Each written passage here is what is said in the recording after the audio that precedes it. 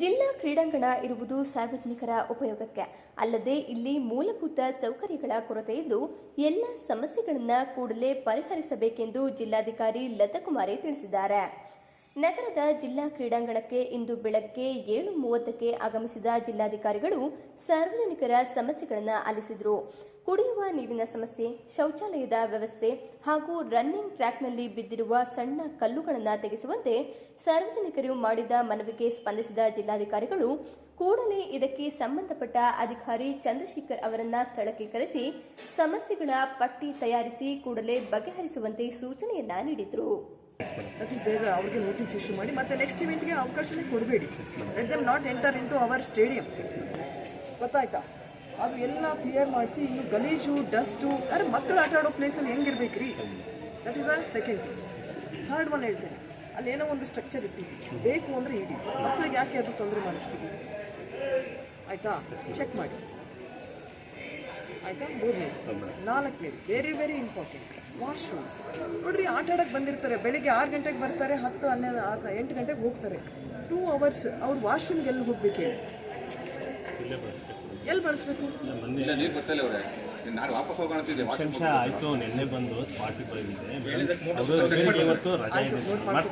ಈಗ ಏನು ಮಾಡೋಣ ಚಂದ್ರಶೇಖರ್, ಇವರೇ ಗುಡ್ ಆಫೀಸರ್.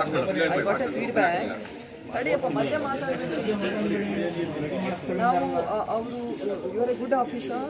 ಈಗ ನಮಗೆ ಇಷ್ಟು ಕೆಲಸ ಆಗಬೇಕು. ಏನು ಇಲ್ಲೊಂದು ವಾಶ್ರೂಮ್ ಅದು ರಿಪೇರ್ ಆಗಬೇಕು, ಇಲ್ಲೊಂದೇನೋ ಇದೆ ಅಂತೆ.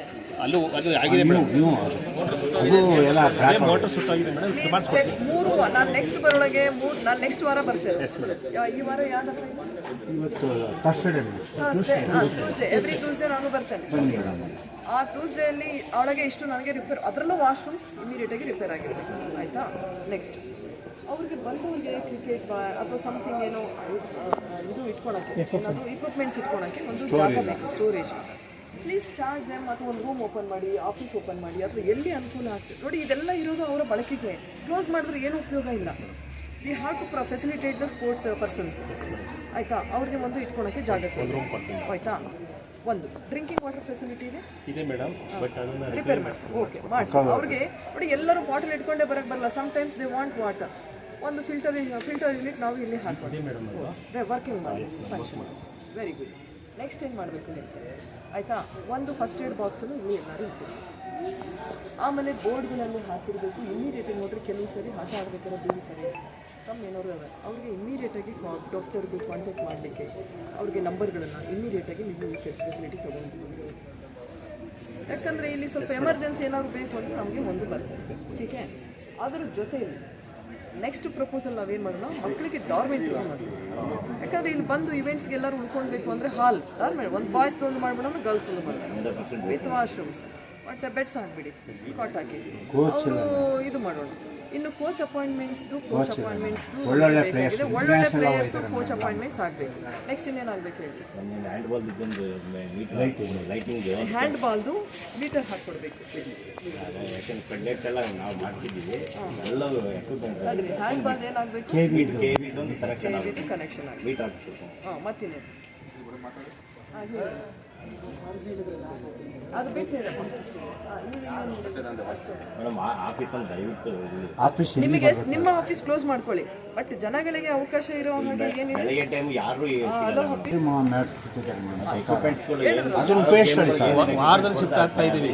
ಮಾಡ್ತಾ ಇದ್ದೀವಿ. ಸ್ವಲ್ಪ ಟೈಮ್ ಕೊಡಿ, ಆಯ್ತಲ್ಲ? ಮತ್ತಿನ್ನೇನು ಈಗ ಆ ತಡೀರಿ. ಇನ್ನೊಂದು ಹೇಳಿದ್ರು, ಟ್ರ್ಯಾಕಲ್ಲಿ ಕಲ್ಲುಗಳಿದೆ, ಸ್ವಲ್ಪ ಅವನ್ನೆಲ್ಲ ಸ್ವಲ್ಪ ಕ್ಲಿಯರ್ ಮಾಡಿಸಿ.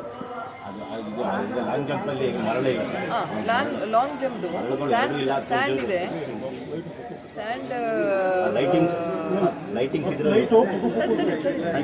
Long jump and. ನೀವು ಯಾರು ಸ್ಯಾಂಡ್ ಅವ್ರದ್ದು ಸ್ಯಾಂಡ್ ಒಂದು ಸ್ವಲ್ಪ ಚೇಂಜ್ ಮಾಡಿ. ನೆಕ್ಸ್ಟ್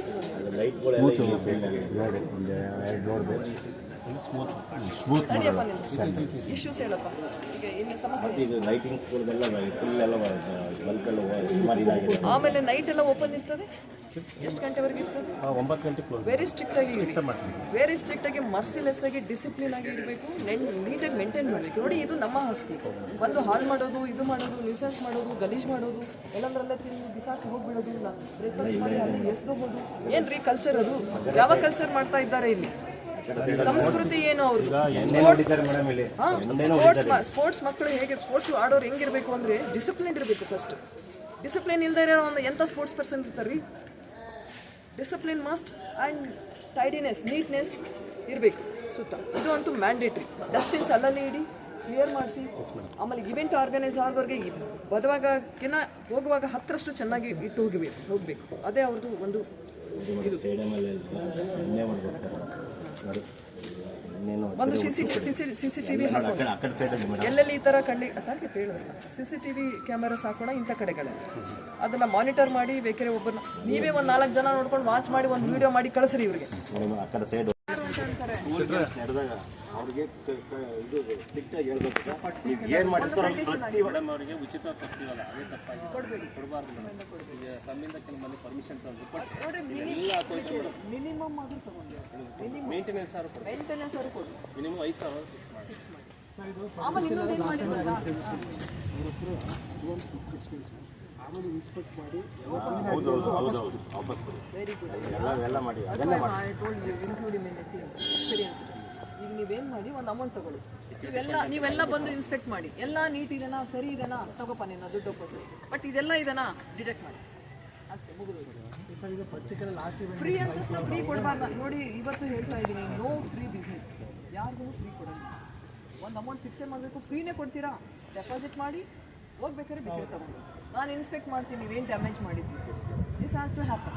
ನೀವು ಇದನ್ನು NOC ಕೊಡ್ದಲ್ಲ ಅವ್ರು ಇದು ಮಾಡೋಂಗಿಲ್ಲ.